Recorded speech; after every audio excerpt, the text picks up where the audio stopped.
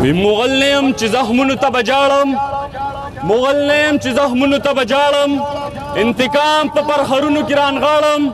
زه افغان چې کله سم شم په سمي شم د زری زری حساب به درنه غواړم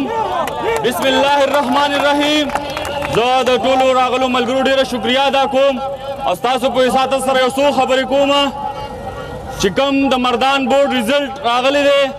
کوم ناقص ریزلټ راغلی دی پښتون سټوډنټ فیډریشن دا رد کوي د دې بالکل نه مني او زموږ دا غټه مطالبه ده چې د دې انکوایري خو په بھرپور طریقې سره وشي او زموږ سټوډنټانو کمیټي چې کوم موږ جوړوو چې هغه پکې کینی او هغوی سره موږ سره مذاکرات موږ سره چې څه طریقه وي چې هغه وکړي زه ډېر خفه شم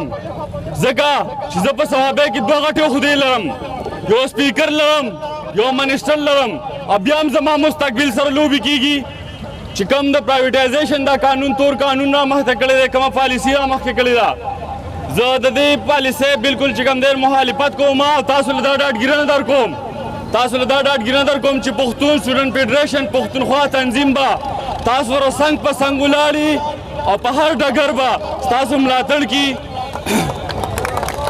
زه یو درېیمه خبره کوم دلته زموږ د دې ګوهاټي کالج داسې هلکان دي موږ سره ډېر ملګري رابطې کي چې د هغوی اتم سمسټر نه فارغه شوي دي خو بیا هم د هغوی په یو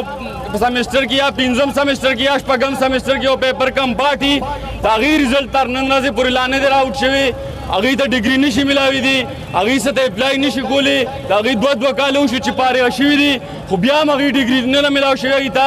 نو زه دلته نه د دې ستاسو په وساطت سره د ملګرو ټولو په وساطت سره د یونیورسټۍ نن دا مطالبه کوم چې کم از کم زموږ د ملګرو دا ریزلټ اناونس کړي چې که چا پیپرې ورکړي دي 3-4 میاشتې وشوې د هغې ریزلټ نه دی راغلی